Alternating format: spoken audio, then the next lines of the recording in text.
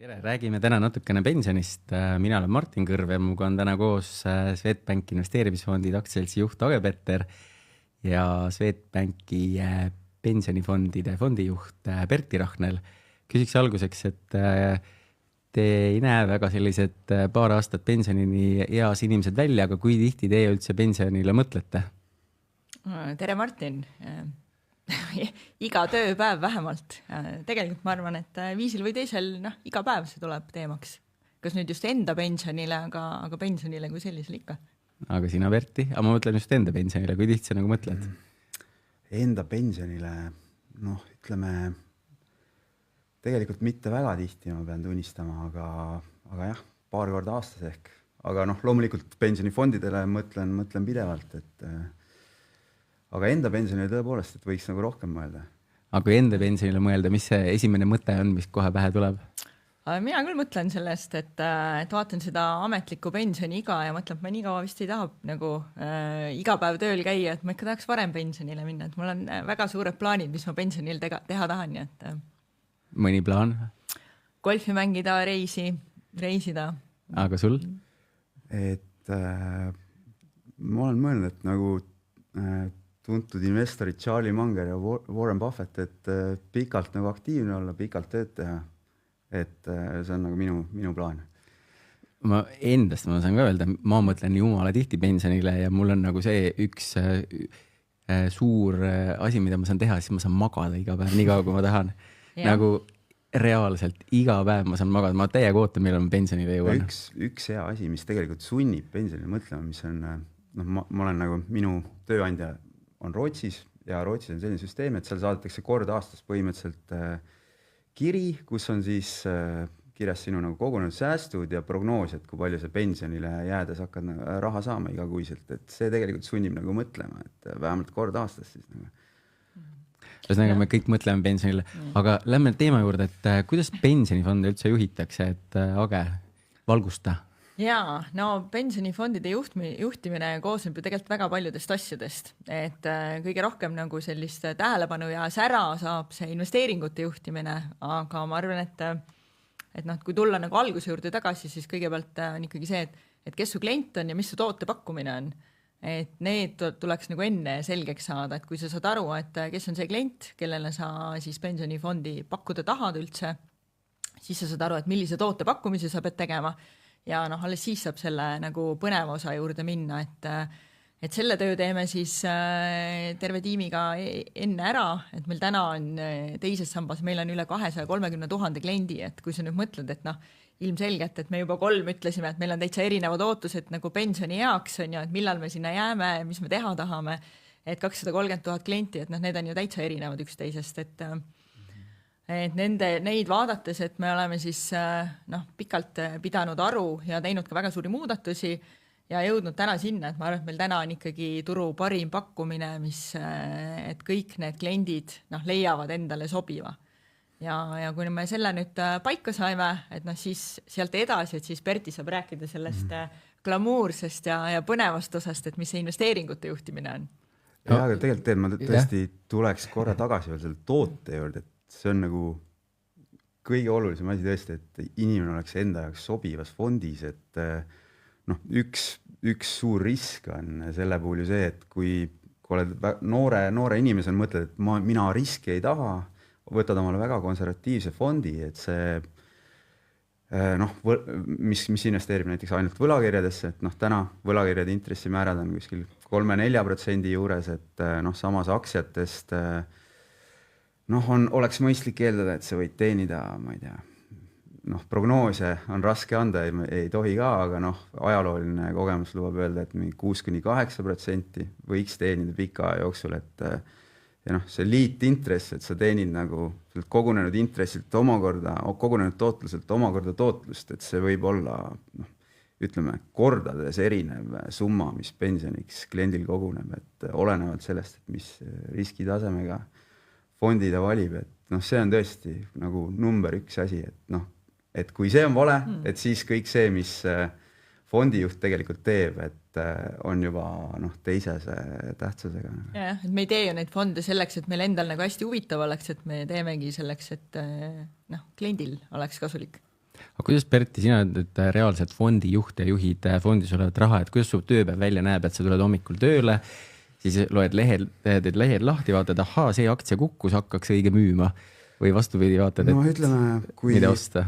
Kui ikkagi oled võtnud mingeid vaateid, mingid positsioonid on peal, et siis täiesti ennast välja lülitada on keeruline. Võib-olla seda peaks tegema, aga alates sellest ajast, kus ma olen selle valdkonnaga tegelenud, et ütleme alates 2005. aastast, et seda on nagu raske võtta isegi kui tööd, et see on nagu töö ja hobi käsikäes mõnes mõttes, et see huvitab mind, ütleme, finantsturgude maailm, et ja et isegi õhtul sa vaatad, mis on nagu peamised uudised, kuidas USA turud sulguvad, et aga hommikul jah, tööle tulles, eks vaatad üle, mis on Aasias toimunud, mida nagu futuuriturud teevad, et futuurid juba näitavad ette, et kuidas oodatakse, et USA turud hakkavad kauplema, eks ju. Et mis on nagu peamised uudised, siis üritad nagu võtta mingi aja, et nagu mõelda nende üle, et mida see siis võiks nagu tähendada, siis loed, mis analüütikud arvavad, näiteks kui on tulnud mingeid olulisi uudiseid, ma ei tea, Föderaalreservilt, keegi on õhtu jooksul mingeid kõnesid pidanud, mis iganes ettevõtete tulemused, mis USA ettevõtete puhul tulevad ja tihti peale turgude sulgumist, et ja tegelikult sellist tavalist tööpäeva on nagu raske kirjeldada, aga võib-olla kui veel tegevusi välja tuua, et siis oluline on ka, ütleme, finantsturgudel on see nii-öelda kasumihooaeg, 4 korda aastas, kus ettevõtted avaldavad oma kasuminumbrid, siis neid on sadu ettevõtteid, et siis olulisemad tuleks nagu tegelikult nagu üle käia, et aga selleks on selliseid palju tööriistu ka, et Bloomberg, mis on põhiline töövahend, mida finantsturgudel siis finantsturgude professionaalid tunnevad hästi, aga seal on ka selliseid nagu kokkuvõtteid väga palju, et tehisaru kirjutatud mingid ettevõtte kõnede väljavõtete kokkuvõtted, et muidu ütleme, sadade ettevõtete puhul on keeruline kuulata seda kogu tunniajalist kõnet, eks. Aga milline üldse Swedbanki pensionifondide strateegia on ja kuidas see nagu kokku pannakse, et koos Age kõik kutsub oma tiimiliikmed kokku ja siis otsustate, et nüüd teeme nii? Kui võib, ma korra veel seda eelmist küsimust, et see on niisugune nagu väike majasisene või tiimisisene nali meil, et meil on tegelikult väga palju käiakse töö juures pangas üldse tegemas töövarjutamist, mille idee ongi siis, et näha sellist tavalist tööpäevat, nagu sa enne küsisid, on ju. Ja siis me naaramegi, et jube lahe, et kutsume portfellihaldurile selle töövarju ja siis ta vaatab, kuidas portfellihaldur hommikust õhtuni nagu loeb uudiseid ja siis nagu mõtleb tähtsa näoga, on ju, siis võib-olla vahel on mõni analüütiku kõne ka, on ju.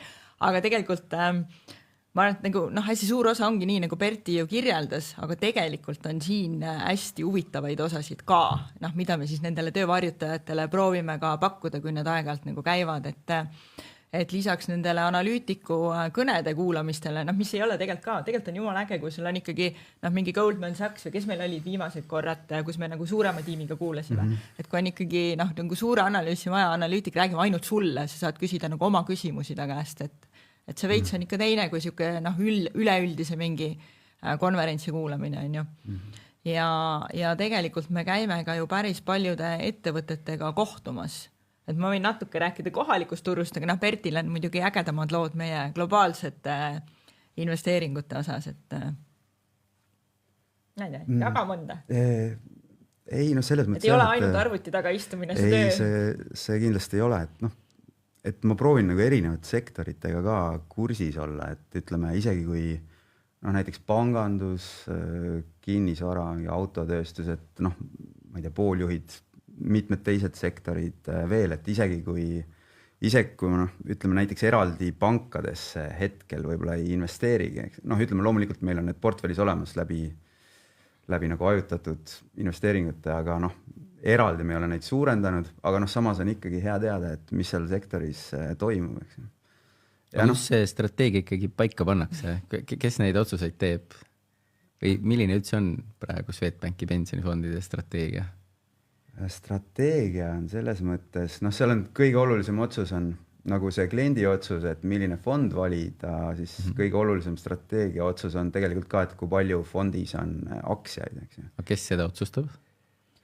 No meie enda tiim otsustab, me ise otsustame ikkagi, et ja ma arvan, et mis meie selle nimega käib kaasas alati on see huvitav küsimus, et mis otsus tehakse Rootsis, et siis see otsus tehakse meil Eestis. Kas kõik Swedbanki investeeringud otsused tehakse Eestis? Strateegilised otsused küll, jah. Taktikalised otsused, et milline ETF või milline aktsia sinna teemakorvi valida, et kui me sinna ükskord jõuame, et neid, see on siis nagu mandaat, mille me oleme Bertile andnud ja Berti saab siis ise need instrumendid valida. Aga see, et nagu Bert ütles, et kõige olulisem, et kui palju meil on aktsiaid fondis või ka tegelikult see, et millised piirkonnad, millised sektorid, mis me sinna valime, et need strateegilised otsused teeme me Eestis. Aga kui tihti te seda üle vaatate? No kord aastas me vaatame peale, aga ma arvan, et siin, et see peale vaatamine või ülevaatamine ei tähenda seda, et me kord aastas nagu ümber pöörame, et suurem muudatus, mille me tegime, oli ikkagi 2 aastat tagasi, kui me tegime elutsükli fondideks meie 3 fondi. Ma arvan, et nagu see strateegia, ütleme, ma arvan, et seal võib välja tuua mitmeid verstaposte, aga üks oluline asi on ikkagi see, et kuna aktsiaturgude selline tootluse potentsiaal on pikaajaliselt siiski parem kui võlakirjadel, siis pensionifondil, mis on mõeldud nagu pikaajaliseks investeerimiseks, et seal peab olema võimalikult palju aktsiaid, eks ju. Et seal on loomulikult see on erinev, et võib-olla vanematel inimestel, kellel on pensionini vähem aega, et neil võiks olla natukene madalama riskiga portfell, aga üldiselt kui sul on ikkagi, kui kliendil on pensionini aega mitukümmend aastat, siis peaks portfellis olema palju aktsiaid. Et see on nagu selgelt üks verstapost. Ja teine asi on see, et portfell peaks olema ajutatud, et võib-olla pensionifond ei ole nagu see koht, eks, kus kontsentreerida nüüd sellele viimasele kuumale sektorile kõik panused, eks ju, et Nvidia tõuseb, et siis me ja kõik muud nagu pooljuhtidega seotud sektorid, või ütleme aktsiad, et siis me paneme pool portfellist, ütleme sellesse kõige parema nii-öelda momentumiga sektorisse, aga seal on täpselt see, et tuleb üks negatiivne uudis ja kogu see ilus tootlus võib olla nagu teise märgiga, et selles mõttes see ajutatus on ka, ma arvan, oluline. Kuidas neid otsuseid teid, võt seesama Nvidia, mis sa eks ju tõid, näiteks, et kas siis pead nagu analüütikutega nõu, tiimiga arutate, AI käest küsid nõu, kõhutunde pealt? Seal on hästi, ütleme, oluline on nagu aru saada nendest ettevõtetest ja selleks muidugi kulub aega, et ja seal on analüütikutega kohtumine, rääkimine on võib-olla, ma ei tea, järjekorras 3. või 4. samm, et alguses nagu, aga ütleme, et on blogisid, on pooljuhtide teemal, väga hea blogi on mingi semi-analysis näiteks, YouTube'i kanalid, Asianometri või praegu hääldus. Aga jah, ütleme, blogid, analüüsid, investeerimispankade analüüsid, et mõned analüütikud kirjutavad väga põhjalikult lahti, siis investeerimispankadel on ka spetsialistid, kellel tihti on endal selle ettevõtete taust, et näiteks paar nädalat tagasi rääkisin ühe härrasmehega, kes elab San Franciscos ja on töötanud pikka aega ASML-is, mis on nagu pooljuhtide siis litograafia seadmete tarnija pooljuhtide sektorile. Paljud peavad Euroopa kõige olulisemaks ettevõtteks seda, et ja rääkisime 2,5 tundi erinevatest teemadest, pooljuhtidega seotud teemadest, väga hariv vestlus, et ütleme, sellised ressursid tuleb nagu üles leida, eks ise, et jah, analüütikutega rääkimine on ka oluline, et saada paika, et mis on nagu turu ootused, näiteks käibekasvu või kasumi kasvu osas, et mis need nagu potentsiaalsed. aga lähme näiteks, teeme pooleks, et aktiivsed fondid, passiivsed fondid, et mis ühisosad seal on või millised erinevused seal on, kui sa passiivne fond, eks, kui on indeksfond, siis vahest inimestel on ettekujutus, et see on mingi arvutiprogramm kuskil nurgas ja siis see arvuti teeb neid otsuseid, et tegelikult kui on indeksfond, et siis on ju sinna samamoodi inimesed kaasatud, et räägi see kuidagi lahti, kuidas indeksfonde inimesed kokku käivad? Aga tegelikult kõik jälle ju algab sellest samast, et kes on su klient ja mis on su toode, et see nagu et need esimesed otsused ongi ikkagi see, et kellele me seda teeme ja mida me siis teeme, et mida me sinna valime, et meie oleme oma passiivseks fondiks valinud aktsiafondi, et me oleme otsustanud, et võlakirju me sinna ei pane. Ehk siis indeksfond, kuigi eks ju passiivne, siis tegelikult on inimene ikkagi valinud selle sisu, eks. Jah, passiivseks minna, et enne seda on ikkagi hunnik otsuseid vaja nagu ära teha, on ju. Et mõned on sellised nagu just nagu sellised nagu suured otsused, mis tuleb kindlasti enne teha. Siis me oleme otsustanud näiteks, et me valime sinna ainult arenenud turgude aktsiad. Arenevaid turge ei vali. Vaat see miks ongi, ma arvan, nagu hea küsimus ja see, et kuidas me üldse nagu oma strateegiat kujundame. Et see ei tule nagu nii, et nagu Berti ütles, et räägid ühe analüütiku käest, kohe lähed teed otsuse või mingi muu asja.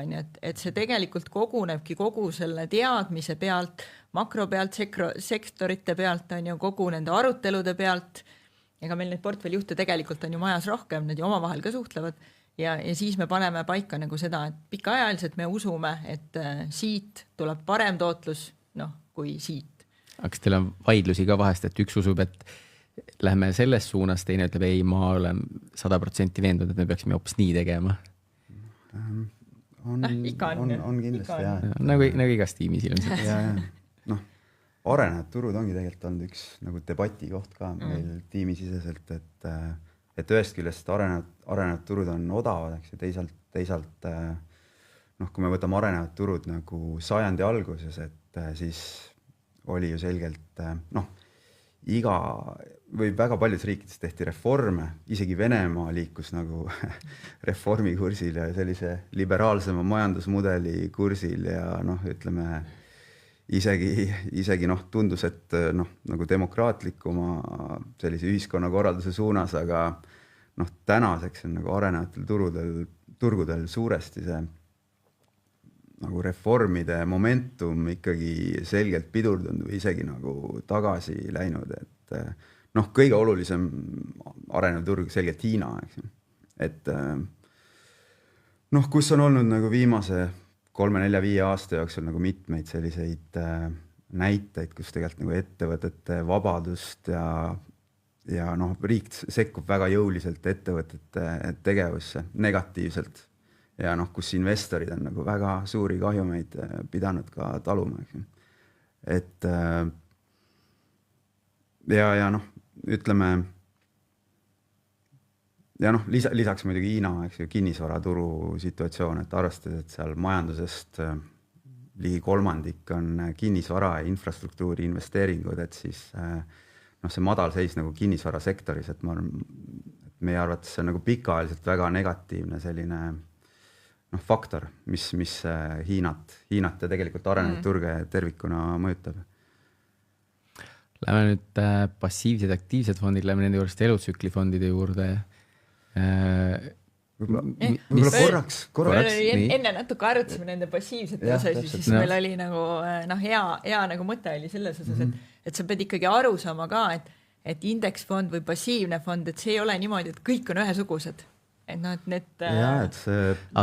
seesama müüt, eks. Et Eestis on nagu, mulle tundub nagu, et see indeksifond on selline geneeriline või üldine termin, et just nagu auto, eks.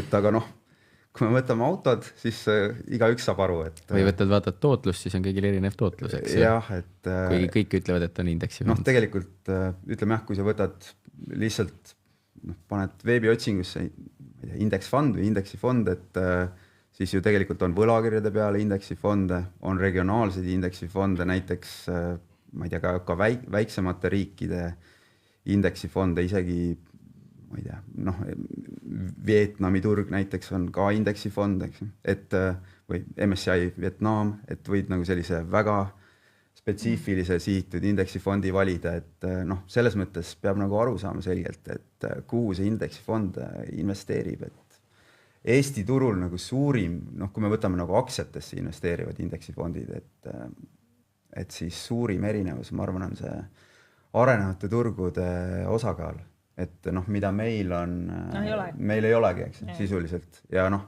osadel konkurentidel on jällegi väga palju, eks, et noh, nagu ütleme, jah, täna öelda, et mis järgmise 10 aasta jooksul juhtub, on loomulikult nagu keeruline, aga ütleme, noh, meie arvamus on see, et arenevad turud on küll odavad, aga seal on ka palju probleeme ja need nagu jäävad odavaks, et ja noh, ega viimase 10 aasta jooksul seal sisuliselt ka ei ole mingit kasumi kasvu olnud nagu, et ja noh, seetõttu on ka see tootlus olnud selline, nagu ta on olnud. Aga ma arvan, et see autoga võrdlus oli nagu lahe, et noh, tegelikult, et kui sa seda indeksifondi ostma lähed, noh, siis ikkagi peaks vaatama, mis seal sees on, et sa pead aru saama, et noh, kas sa tahad osta noh, ma ei tea, Volvot või Renault või Mercedest või Daciat või noh, et sa pead ikkagi aru saama, see on fine, et noh, mitte lihtsalt, et indeksifond ja keegi kuskil ütles, et see on hea.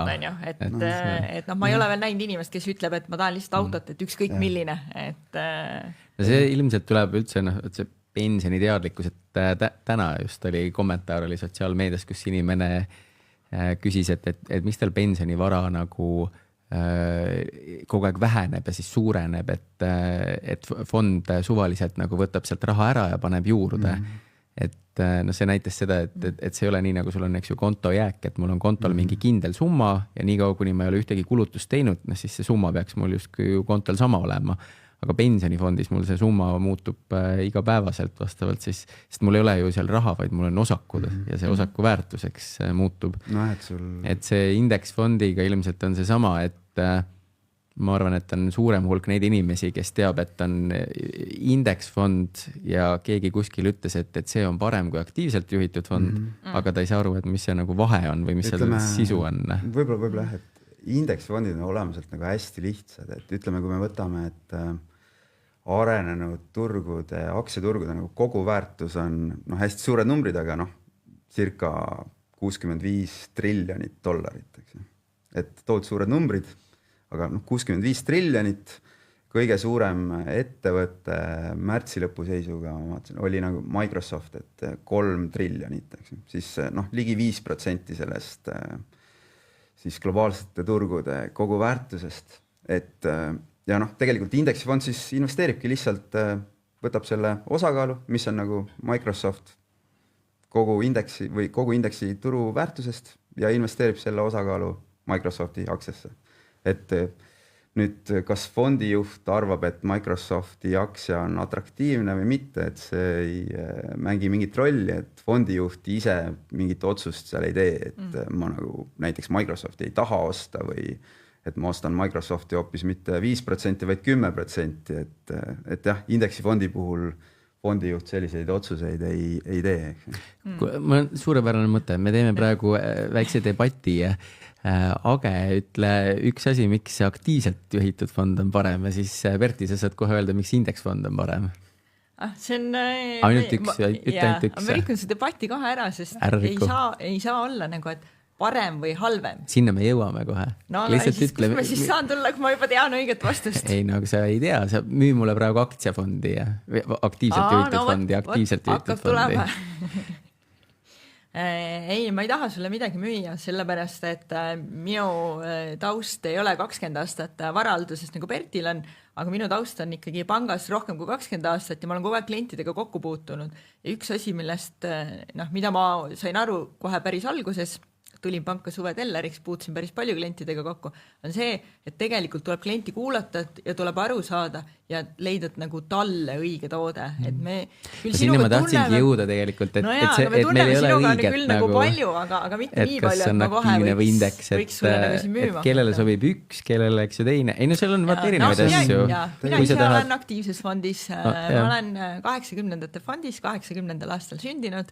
Ja miks ma seal olen, ongi ikkagi see, et ma tegelikult usun meie strateegiasse. Ma usun, et see, mida Berti teeb, me täna ei ole veel rääkinud, aga kogu tiim teeb. No ja kogu tiim teeb absoluutselt, aga täna pidime rääkima hästi sellest glamuursest osast, mis on investeeringute juhtimine siin on ju, et mida Berti teeb näiteks teemakorvidega on ju, mida Ene teeb meie kohalike investeeringutega, et ma usun, et selleks ajaks, kuni ma pensionile tahan jääda ükskord ja sealt raha kasutama hakata, et ma arvan, et see nagu toimib hästi. No, sa mainisid teemakorvid, et Berti räägi korraks lahti, mis need teemakorvid on üldse siis? Ütleme, et teemakorvid, et need on tegelikult sellised temaatilised investeeringud, eks. Et me võime öelda, et maailmas toimuvad mingid suured protsessid, pikaajalised protsessid, mitte 1 või 2 aastat, aga võib-olla 10, 20, 30 aastat, üks on, kõik me teame, kliima soojenemine, väga palju räägitakse sellest, teine asi on digitaliseerimine, sinna alla läheb kõik see tehisaru, kõik nagu andmemahud kasvavad aastas 30% kuskil, nüüd ka kõik see tehisaru tekitab veel andmeid juurde, et ütleme, see kõik eeldab, et protsessorid peavad minema järjest kiiremaks, ühendused arvutite, serveriparkide vahel peavad minema kiiremaks, kõik see tähendab, et keegi peab need komponendid tootma, keegi peab tarnima seadmed nende komponendide tootmiseks, et me saame nagu sihtida täpsemalt investeeringuid, et me ei võta nagu kogu globaalset aktsiaturgu, vaid me võtame mingi siis osa nagu. Et küberturvalisus näiteks, et me teame, et nagu väga palju on ka nagu riikide poolt, Venemaa, Hiina, et küberrünnakuid ettevõtete suunas, et aga kes need teemakorvid nagu välja valib, sina siis valid? Jah, põhimõtteliselt, eks meil on ka nagu abiks palju investeerimispanku, me saame vaadata ka, mis roburi sees teised fondihaldurid teevad, et ütleme jah, et aga eks see on jah see, et kus ikkagi, see on ikkagi suuresti ka minu otsus, et kus ma näen potentsiaali, kus on nagu ka mõistlikud hinnatasemed, et iga hea ettevõte ei pruugi tingimata olla hea investeering või hea aktsia, mida osta, eks, et seal me ikkagi ka nagu filtreerime, et teemade puhul on ka tihti, et kui me võtame näiteks transpordi ülemineku elektrilisele transpordile, et siis kõikidel autofirmadel on olemas elektrilised mudelid, peaaegu kõikidel, ma arvan, nagu, et enamusel näevad nad väga koledad välja. Sellega ma ei ole nõus. Et sellega ma isiklikult ei ole nõus, et ei on ilusaid ka, aga mõned on nagu ratastel kasvavad. Eriti kui me võtame näiteks ka Hiina elektriautode tootjate mudelid, siis ma arvan, et nagu esteetiliselt on tegemist päris ilusate autodega tihti.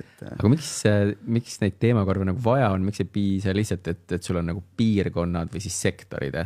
See ongi see, et kui sa ostad näiteks Euroopat, eks, siis sa saad palju panku, sa saad materjalitootjaid, eks, aga seal ei pruugi tingimata pankades, tegelikult ma olen ise ka nagu pangandusgrupi töötaja, aga pikaajaliselt sa pankadest ei saa nagu väga palju kasvu, eks see on väga küps tööstusharu, pigem võib-olla kui intressid hakkavad langema, siis hakkavad ka pankade kasumid langema, see ei ole nagu väga atraktiivne võib-olla hetkel, et selle dünaamika mõttes, et aktsiaturgudele reeglina ei meeldi, kui ettevõtte kasumid kukuvad, eks.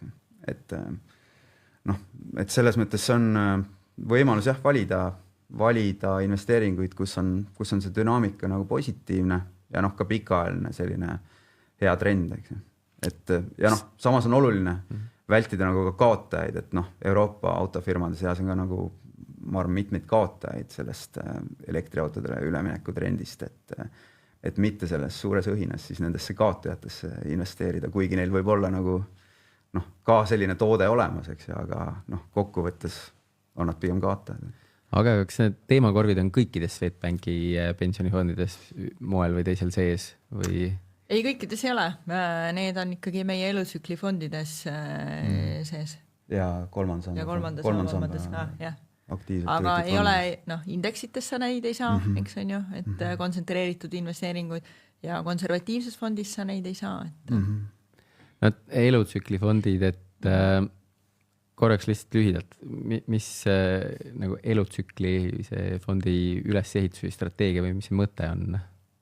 kuidas sa nüüd lühidalt küsid sihukest nagu asja mu käest, et noh, ma ikkagi vastan natuke pikemalt.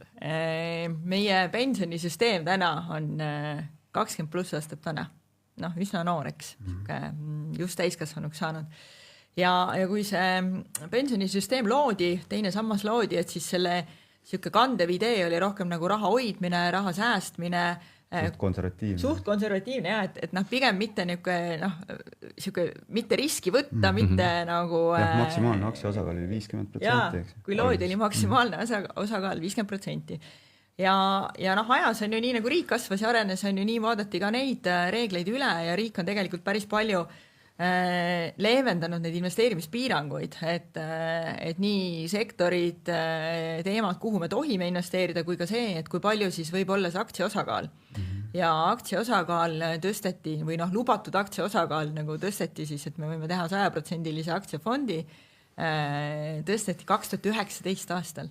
Et me vaatasime, et 2019 sügiseks tõstsime, siis muutsime meie oma fonde niimoodi, et meie tollaane siis ka 100 oli 100% aktsiates, et noh, 2019, et see on isegi noh, peaaegu 5 aastat natuke vähem kui 5 aastat tagasi. Ja see, mis on täna, elutsüklifond. Ja noh, täna, just, et täna nagu kõik räägivad sellest, et aktsiaturud, võrdlus S&P-ga, et noh, kui me teeme neid pikemaid võrdlusid, siis ma iga kord vaatan ja mõtlen, et miks me täna võrdleme mingit tänast pensionifondi 20-aastase S&P tootlusega, et noh, meil on niisugune napp 4,5 aastat oleme tohtinud nagu võtta samasugust riski, on ju. Aga ühesõnaga, et see kõik oli eellugu selleks, et kuidas me jõudsime elutsüklifondideni. Et kui neid piiranguid hakati nagu leevendama ja see suurem risk oli lubatud, et siis me nägime, et noh, kliendid pidid tegema nagu ka otsuseid. Noh, et mina liitusin kohe 2002 on ju, teise samba fondiga, siis mul oli meie K3, aga selleks, et ma saaksin nagu siis lõpuks endale seda 100% aktsiariskiga fondi lubada, ma pidin ühe liigutuse olema pidanud tegema, et noh, liikuma siis tollel ajal nagu K4 on ju, et ühe liigutuse pidin tegema. Aga me nägime, et neid kliente, kes seda liigutust tegid, oli ja neid noh, õnneks oli ikkagi palju, aga rohkem oli nagu neid, kes mitte midagi ei muutnud ise oma nagu selles fondis. Ja kas neil ei olnud siis aega, kas neil ei olnud huvi, kas neil ei olnud nagu võimalust, mis iganes see põhjus oli, et me nägime, et meil on noh, nagu meie portfellites väga palju kliente, kellel on nagu hästi konservatiivsed fondid. Ja noh, lihtsalt veel ääremärkusena oli ka, et täna on ju see, et noored või noh, ütleme, et esmasena tööturule sisenejad, kes ise endale fondi ei vali, siis riik loosib neile.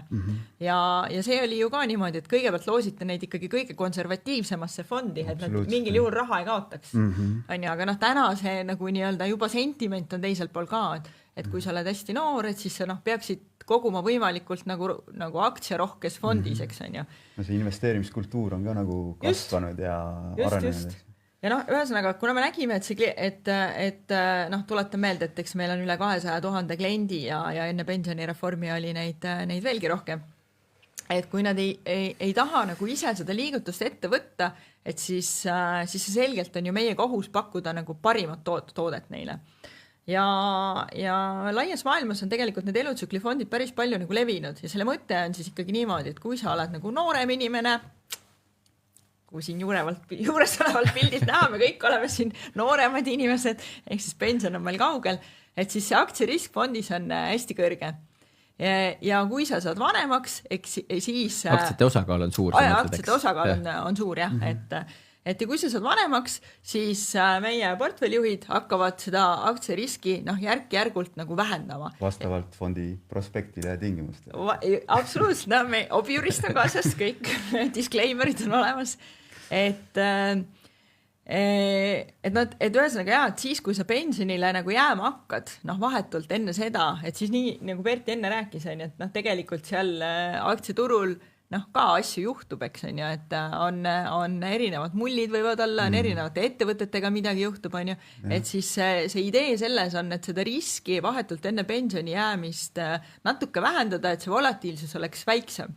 Sul oli mingi mis sul oli, paanikakoridori näide? Ütleme, siin on võib-olla raske seletada, aga ütleme, et seda peaks joonistama, et aga ütleme, et sisuliselt noorel inimesel, eks, et kui tal on seal 50 eurot või 200 eurot, et ta on suhteliselt ükskõik, et kas see kukub 40% või 50%, et ta isegi ei mõtle selle peale, et kui sa oled pensionile juba lähemal, sul on seal näiteks, ma ei tea, 500 000 eurot või isegi rohkem, võib-olla miljon, eks ju.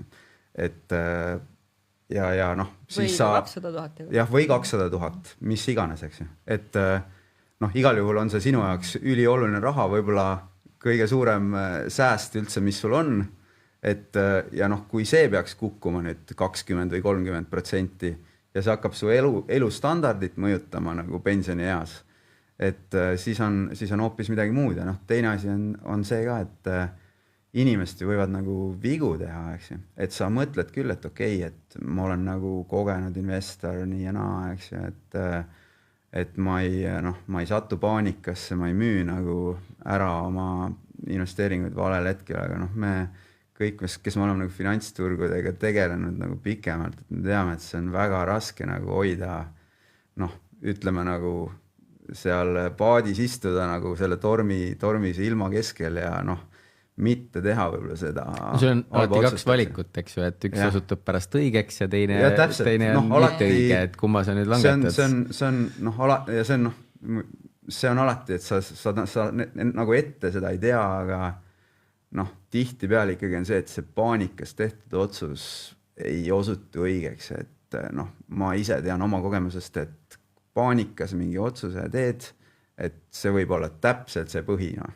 Mul on endal väga palju kogemust sellega, et noh, mitte nüüd, et see on jah, nagu ma arvan, et kliendil endal, et sa nagu just sellel kõige halvemal hetkel ei müüs neid aktsiaid ära, on hea võib-olla siis pensioni eel omada natukene madalama riskiga portfelli, aga noh, muidugi, et kõik inimesed on erinevad. Ja, aga ma arvan, et siin on ka see, et tegelikult väga palju meie sellest 230 000 kliendist on ka sellised, et nad ei tahagi teada, et kas see oli õige või vale hetk, sellepärast, et nende fookus on kuskil mujal, et nende pensioniplaan on seotud ma ei tea, kodu, aiamaa, reisi, lastelaste, mille iga muuga. Aga kui on suuremad majanduslangused, kas või COVID või finantskriis, mis iganes, siis kõik loevad sellest ja kõigil on kerge hirm või isegi rohkem, eks ju. Aga just see, et sa saad nagu minna pensionile siis, kui sa tahad, mitte see, et ma nüüd vaatan, et oi, et praegu oli nagu jube halb aktsiaturu aasta, ma pean nüüd veel 3 või 5 aastat nagu ei saa seda raha puutuda, et sa suudaks selle tagasi teenida, on ju.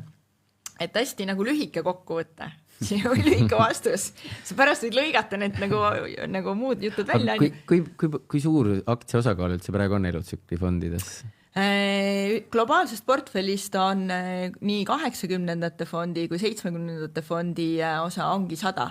Et miks ma ütlen globaalsest portfellist on see, et me oleme ikkagi allokeerinud natukene nendest aktiivselt juhitust fondidest ka kohalikele turule ja kohalikult turult me oleme siit Balti börsilt võtnud 1,2, aga kuna see valik siin väga suur ei ole, et siis väga suur osa see ei saagi olla meie portfellist. Aga lisaks on meil siis ka... 90% lähedal on aktsia osakaal. Eks siis selles mõttes, et ei ole mõtet nagu mõelda, et kui on eks ju 2000-ndate elutsüklifond, 90-ndad, 80-ndad, et siis see 80 on praegu väga selline võlakirjalembeline, siis tegelikult õnneks fondi vaatest me oleme nii 70-ndad kui 80-ndad, me oleme täpselt nagu samas kohas kui 2000-ndad see fond, et sest pensionini sul on ikka ju 20 aastat, kui sa oled 80 sündinud, eks ju, 20 pluss aastat isegi.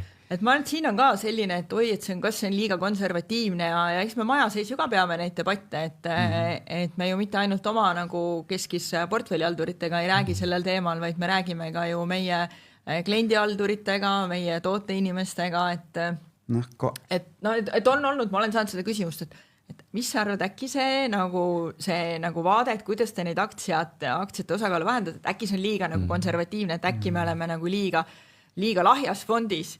Ja siis mõtlen, et okei, et aga praegu meil on see aktsiate osakaal on seal 100 lähedal, et ei ole ju, et nii 70-ndatel 80-ndate fondi puhul hakkab see aktsia osakaal prospekti järgi vähenema alles kuskil 10 aasta pärast, et ja me oleme tegelikult jätnud sinna üsna nagu selle laia koridoriga portfellijuhil otsustada, et kuidas see nagu vähenema hakkab, et see päris niimoodi ei ole, et täna on 100 ja nüüd tuli see kuupäev kokku ja nüüd on 50, et selles mõttes ei maksa karta ja nagu ikkagi ma arvan, et see Berti võrdlus, mis sa enne tõid, et auto on ju, et auto on 4 ratast ja rool et aga tegelikult see sisu, natuke peab ikkagi kas või ühe korra, mina julgeks soovitada, ühe korra võiks süveneda, mis see on ja see otsus teha. Arvata võib ka, et aja jooksul, kus inimestel hakkab tegelikult pensionifondidesse rohkem raha kogunema ja seda kogemust koguneb ka nagu enda aktsiainvesteeringutega võib-olla, et ütleme see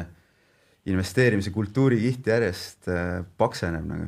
Et huvi nagu ka vaata huvi ka, et kui sul on ikkagi nagu rohkem raha seal, siis sa oled nagu eluliselt huvitatud, et neil fondidel läheks hästi ja ma arvan, et inimeste teadlikkus ka ajas suureneb nagu oluliselt. Mul endal ka tundub, et nagu veel aastaid tagasi, et siis see pension oli umbes sama nagu maamaks, et sul tuleb lihtsalt nagu number. Ei, no aga sa maksad maamaksu, mul on maamaks, ma ei tea, mis seal sees on, eks. Et see on lihtsalt, õnneks on see suhteliselt ka väike, et see väga konti ei murra, et sa saad selle ära maksta. Et see pension oli samamoodi, et see kuskilt oli nagu mis iganes tulumaks, et keegi ütles, et peab, mingist hetkest alates oli see sul kohustuslik, palgast tiksus maha, aga see huvi nagu puudus, aga nüüd on sellest ikka nagu räägitud, et inimesed saavad aru, mõned juba saavad aru, et on aktiivsed fondid ja on passiivsed fondid ja siis hakkavad aru saama, et need passiivsed või indeksfondid ei ole nii, et igal, meil on erinevad, eks ju, kes pakuvad erinevad fondihaldurid, et see indeksfond on kõigil üks ja see sama. Et see on ikkagi erinev sulle. Ma ütleks ikkagi, et see indeks või aktiivne, see on tegelikult nagu teise taseme otsus, et number 1 otsus on ikkagi see, et sul oleks nagu õige riskiga fond, et kui sa oled noor inimene, et sul oleks palju aktsiaid selles fondis, kas ta on indeks või aktiivne, see on tegelikult nagu maitse asi, et okei, seal loomulikult on nagu ühel aastal on võib-olla indeksifondid paremad, teisel aastal on aktiivsed paremad, et aga see suur otsus on tegelikult see, et sul oleks õige riskitase nagu. Vanusele vastav fond. Vanusele vastav fond. Jah, aga ikkagi nüansid on juures või su enda ikkagi riskitasemel, et ikkagi alati võib otsustada, et mina nagu ei taha mingit kõikumist, eks ju. Et ma tahan, et oleks suhteliselt stabiilne kasv ja või isiklikule eelistustele, kui mul on plaan, et ma 93. eluaastani tahan olla siuke aktiivne töö ja sinimene, siis ilmselt ma võib-olla seda aktsiariski ei taha hakata ka 65. eluaastast alates, eks ju, vähendama, vaid siis, kui ma olen 85 saanud. Absoluutselt. Aga mis on ka nagu okei, et tegelikult me näeme ka täna, et kui me seda juttu alustasime, et miks me Elutsikli fondi muudatused üldse tegime, et täna me näeme, et ikkagi meil on seal 90% juures on kliendid on nagu loogilises fondis, et kui me vaatame, et siis nad on kas enda vanuse vahemiku sees, on nad siis nagu indeksi valinud või siis ka mõned, kes on niimoodi oma sünniaastatelt seal nagu ääre peal selle 10. osas on kas siis nii-öelda külgneva nagu fondiga, et kui sa oled 79 sündinud, et siis sa oled valinud endal näiteks 80. fondi, et see on isiklik otsus jah, et täpselt, et mina ütlesin, mina tahan suht varapensionile minna, Berti ütles, tema tahab hästi kaua tööd teha, mul on väga hea meel.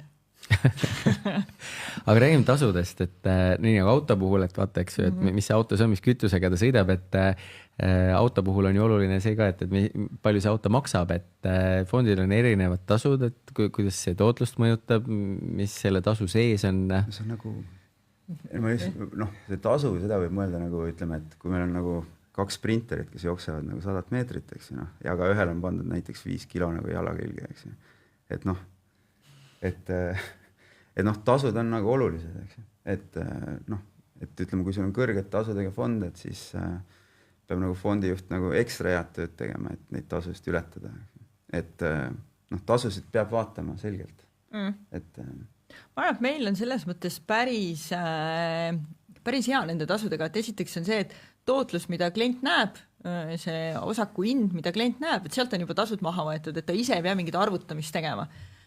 Ja teine vaade, et mis mulle meeldib, on see, et tegelikult meie siis seadusandlus on selline, et nõutakse, et me näitaksime kogu kulusid, et mis selle nagu fondiga kaaseb. Et teinekord see on võib-olla natuke keeruline, et laenul on ju ka, eks, et sa pead, ei näita ainult intressi, vaid sa näitad, et mis need kogukulud seal kokku on ju. Aga kui ma vaatan pensionikeskus.ee, vaatan statistikat, vaatan tootlust, siis sealt on juba kõik tasud, kulud maha arvutatud. Et see ei ole nii, et ma näen seal numbrit ja siis sealt hakatakse veel maha võtma. Üks erisus on, et kui võetakse edukustasu, et siis see ka nagu kajastub lõpuks seal, aga ütleme nii, et kui nagu selliseid lisatasusid ei ole, et siis sa saad vaadata alati oma tootlust ja seda osaku hinda, sealt on juba kõik maha võetud ja saad vaadata ka neid jooksvaid kulusid ja saad aru, et mis see kulutase seal on. Et see kulutase on siis see, et kui edukustasu võtta, et siis see kulutase nagu üks hetk võib hops teistsugune olla.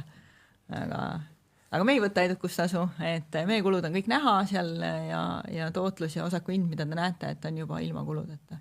Räägime natuke järgmisest aastast tuleb, eks ju, meil muudatus on see, et praegu saab juba esitada avaldust, kes tahab suurendada oma teise samba sissemakseid siis inimese enda osa, eks mitte seda, mis riigi poolt teeb ikka 4%, aga mis muudatus seal on, et praegu on 2+4? Jaa, see 2+4 on meil on nüüd juba päris kaua kehtinud ja nüüd on tehtud siis tõesti see võimalus, et saad ise panustada kas 4 või 6. Ehk siis kui täna on niisugune maksimaalne osakaal sinu palgast, mis koguneb, on siis 2+4 on 6, on ja, et siis sa saad selle ise tõsta 10 peale kokku, 6+4 on ju. Me tegelikult ka öeldakse, et palgast võiks 10% kõrvale panna või säästa siis vanaduspõlveks, et siis kui suurendada, et siis sul ongi see 10%. 10 ongi nagu täis on ju ja kui sa sinna otsa veel võtad, et kui palju kolmandasse sambasse võib panna, saab panna, mõnel on ka väga head tööandjad, et meil on Eestis on suurusjärk 400 tööandjad, kes maksavad ka oma töötajatele tööandja pensioni, et siis tegelikult juba nagu läbi nende pensioni investeeringutega tulebki see säästumäär nagu selline, et kui ei taha, siis rohkem ei peagi ise midagi ekstra kuskilt otsima ja ostma ja kauplema, et kui huvi ei ole. Aga ma arvan, et see teise samba muudatus on selles mõttes nagu väga hea, et enne, ma ei tea, Berti, sina vist ütlesid, et see teise samba raha, et väga paljudel inimestel, enamikul Eesti inimestel ongi kõige suurem sääst üldse, mis neil on olnud ja see on hea sellepärast, et ta koguneb automaatselt, et sa ei pea ise tegema. Sa võrdlesid enne maamaksuga, et maamaksuga on see halb asi, et see minimaalne, mis sa pead tegema, on see linnuke, et võtke sellest tulumaksu tagastatavast rahast nagu maha, aga sa pead ikka ise midagi tegema. Kui seda ei tee, siis pead minema ülekannet tegema. On ju. Et teise samba osas tehakse see sinu eest juba ära, eks, et raamatupidamises aetakse see asi korda. Ja ise pead tegema avalduse, kui sa tahad suurendada. Kui sa tahad suurendada, siis pead ise tegema avalduse, et ikkagi mõned väiksed otsused selle pensioniga on. Pead ise valima nagu see, et kus sa kogud ja nüüd pead ise valima, et kui palju sa kogud. Kui tihti üldse peaks vaatama oma pensioni seisu? Lihtsalt soovitus. Kord aastas vast võiks, ma arvan, et oleks kasulik ka neid pensioni kalkulaatoreid kasutada, et aru saada, et mis see, ütleme, tulu hakkaks olema nagu pensionile jäädes, eks. Et siis saab ju aru, et kas sa pead nagu rohkem mõtlema selle peale, rohkem panustama või piisab sellest, mis sa täna teed, eks. Ei vaatame üldse, kuidas sellel fondil läinud on, et kus oled, eks. Ja alati saab ju ka ilmselt pangaga ühendust võtta ja lisainfot küsida, et... Aga ma ütleks nii ja naa, et ma ikkagi olen nagu natuke advokaat sinna osasse, et kui sa ühe korra teed selle asja nagu läbi, sa võtad ühe korra ette, sa teed selgeks, okei, mis mu riskitaluvus on, millal ma pensionile tahan jääda, kasutad neid kalkulaatoreid, on ju. Kui sinna pensionikeskusesse sisse logida, seda tegelikult paljud ei tea, et sinna saad ju ka veel sisse logida. Siis igavesi huvitavaid numbreid seal endale välja kalkuleerida, on ju. Mõni number kohe ehmatab. Saad ehmatusest üle, on ju, teed nagu õiged otsused, et kui sa ühe korra selle endale nagu selgeks teed, läbi arvutad, siis kui sa ei taha, sa ei pea iga aasta vaatamas käima, et mõtle, kui sul on nagu 40 aastat pensionile. Ei, iga aasta võib-olla, aga lihtsalt, et mingi aeg tasuks nagu kontrollida seda, et kas see fond, kuhu sa investeerisid, et kas need investeerimispõhimõtted on samad, kas see vaade on nagu sama. See on ilmselt sama nagu nad erinevad, eks ju, fondid, erinevad inimesed, mõni vaatab iga päev. Reaalselt ma tean, eks ju, inimesi, kes iga päev internetipangast vaatavad oma pensioni seisu ja obi peab olema. Teevad screenshoti ja siis võrdlevad, et kuidas nagu eile oli, kuidas üleeile oli. Ja on neid inimesi, kes tahavad, et asi töötaks ja ma ei peaks pead vaevama, kuidas see töötab, et igal ühel midagi. Okei, mõlemad pidi on et mis iganes sind huvitab, on ju, et küll. Aga lihtsalt hea oleks, et ma arvan, kui inimene teaks, et noh, ütleme tänase säästu juures, et kui paljud täna säästavad, et mis tema pensionis hakkab olema, et ta noh, on teadlik sellest nagu, et kui see on probleem, eks, siis ta tahab midagi teha, kui see ei ole probleem, siis on kõik hästi, eks. Aga lihtsalt parem on, ma arvan, teada kui mitte teada nagu, et kas maailmas, meil on eks 3 sammast pensionil, 1., 2., 3, on kuskil veel, et on, ma ei tea, 4., 5. sammas, et hakkad koguma, ma ei tea, lastele?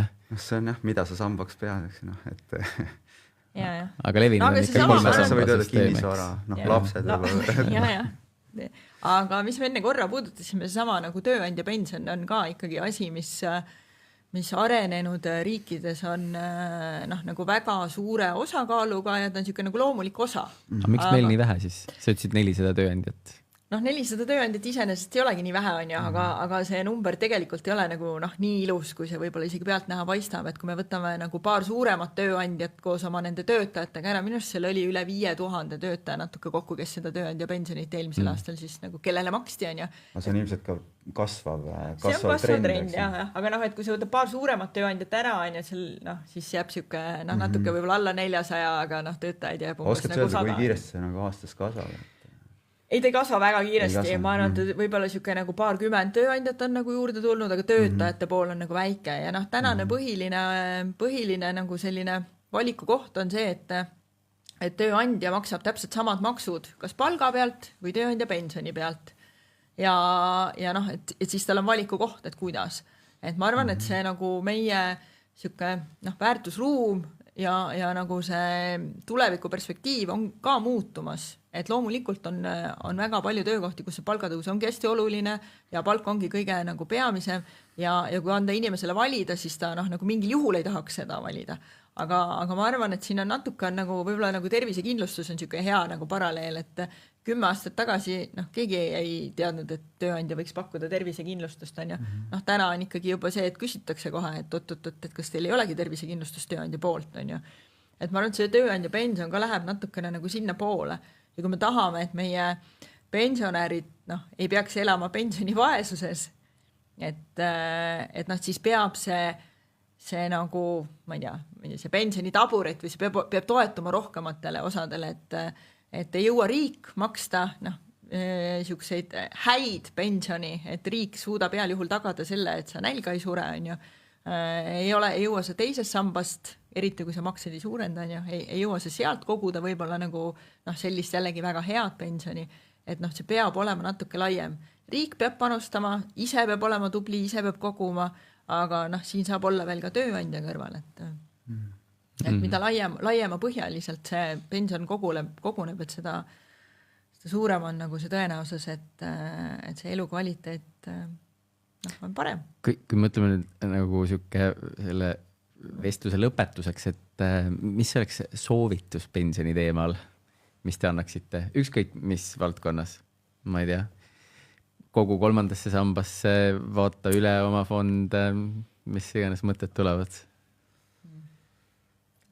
Võib-olla üks hea soovitus oleks mitte liiga palju nagu tõmmelda, et noh, valida omale see õige strateegia ja jääda selle juurde kindlaks, et noh, mitte nagu ütleme eriti need turgude paanikaperioodid, eks, et siis on väga lihtne, okei, ma vahetan nagu, ma võtan raha välja või müün osakud maha või vahetan madalama riskiga fondi, eks.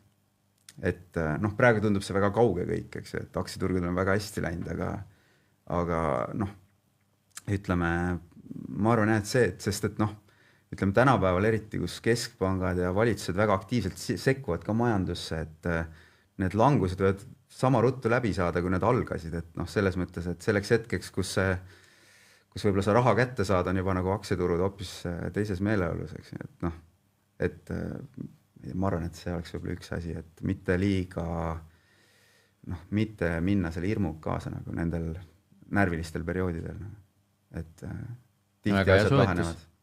Okay. Ei no mina jään ikkagi sinna see enda juurde, et nagu tee üks kord see asi endale selgeks ja siis kui sa rohkem ei taha, siis rohkem ei pea. Ja kui hakkab huvitama, noh, siis on hobi, saad iga päev oma screenshot'e teha, kui tahad, on ju. Aga ma ainult ühe korra peaks tegema selgeks. Ja ma julgustaks ikkagi seda, et tegelikult küsida nõu. Et ma arvan, et see on üks asi, et millega meie tegeleme, meie lõunanaabrid tegelevad, teised ka, et kuidas nagu pensioninõustamist tehakse ja noh, et me oleme rääkinud sellest, et noh, pensionisõna natuke sihuke noh, nagu mõtled mingite vanade inimeste peale, võib-olla ei taha mõelda kohe, on ju. Pensioninõustamise sõna, on ju, noh, et on kohe sihuke nagu, et on ju, et varukas sikutamine ka nagu ei taha võib-olla mõelda. No see on selline teema, mida on väga lihtne ignoreerida, aga noh, mis võib väga valusalt nagu kätte maksta. Aga tegelikult ma arvan, et nagu ikkagi küsida nõu, kuulata ära, et noh, otsusega kiirustada ei maksa, sest see on väga pikaajaline otsus, aga mingit nõu küsida, et ma seda ikkagi julgustaks. Mul on ka soovitus, kui mul keegi küsib pensioni teema, siis ma alati ütlen seda, et no, mõtle, mis sa teha tahad. Ma ennem ütlesime, et kui ma jään pensionile, esimene plaan, mul on plaanis magada nii palju, kui ma tahan. Sina ütlesid, et sa tahad golfi mängida, eks. Sina ütlesid, et sina tahad üldse investeeringutel silma peal hoida. Et mõtle, mis sa teha tahad. Vaatame, kui sa aeg käed, mis on siis mõtled. Siis on teised mõtted. Et mängi selle pensionikalkulaatoriga ja siis vaata, et kas see pensionikalkulaator näitab sulle, et sul on võimalik seda teha, eks. Et kui su kalkulaator näitab sulle, et unusta oma golfi mängimine ära ja hakka otsima neid sooduspakkumisi toiduainetele, eks ju, noh, siis ilmselgelt midagi ette võtta selles eas, kui ma olen pensionil, on juba hilja, et noh, seda sa saadki nagu praegu teha, mis on nagu selles mõttes, et mida rohkem sul on aega pensionini, eks ju, 40 aastat, seda rohkem mul on aega nagu siis ette valmistuda oma nende pensioniplaanide elluviimiseks, sellepärast, et kui ma seal pensionil juba olen, siis on see reaalsus, mis on, siis mul ei ole enam midagi koguda, et pensionist endale teist või kolmandat sammast hakata koguma, no ei kõla just kõige paremini, ei saa vist ka, eks. Aga no tegelikult lihtsalt ma arvan ka, et peaks seda vaatama kui oma investeeringut, et noh, kui sa tahad sinu osta, raha. Et see on minu raha, see on minu investeeringud, et noh, kui ma ostan, et mul on ka endal lihtsalt ostetud näiteks Roburi mingid fondid, eks. Et noh, et see, kui ma vaatan seda Roburi fondi, vaatan, mis seal sees on, siis vaatan oma pensionifondi, mis seal sees on, et noh, palju asju klapib, noh, et on samad asjad, et noh, miks ma siis seda pensionit peaks kuidagi teistmoodi vaatama kui neid Roburi fonde, mis ma ostan. Et see on minu raha, see on minu investeeringud, ma olen usaldanud, keegi teine paneb selle kokku minu jaoks, et ja noh, ikkagi nagu ma ütlesin, et väga paljude jaoks on kõige suurem raha hulk või kogutud raha, kõige suurem sääst üldse, et tegelikult see on päris äge. Muidugi äge, pension on äge. Läheme selle mõttega nädalavahetusele. Jaa, head nädalavahetust, aitäh! Aitäh!